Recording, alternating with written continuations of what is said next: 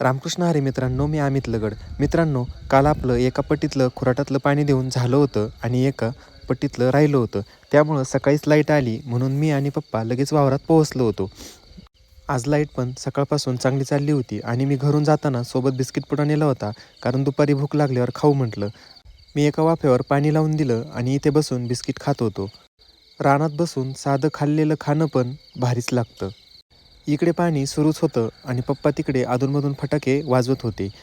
आज सकाळी लवकर मोटर चालू केल्यामुळे आणि लाईट पण व्यवस्थित चालल्यामुळे कांद्याचं 3:30 वाजेपर्यंत सगळं भरणं झालं होतं.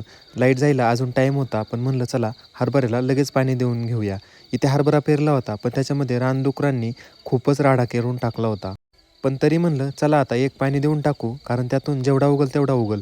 आणि मी लगेच इकडे पाणी द्यायला सुरू केलं होतं. एका तासामध्ये ह्या सगळ्या हरभऱ्याला पाणी देऊन झाल्यानंतर विहिरीकडे गेलो, मोटर बंद केली आणि थोडा वेळ तिथंच थांबलो आणि परत समाधानाने घरी परत निघालो होतो. मित्रांनो, शेती म्हणजे मेहनत आहे, पण अशा दिवसांनी मन भरून येतं. चला तर मित्रांनो, उद्यापासून कांदा काढणी करायची आहे, त्याचे ब्लॉग मी पोस्ट करेल. तर आजचा ब्लॉग कसा वाटला ते नक्की लाईक आणि कमेंट करून कळवायला विसरू नका.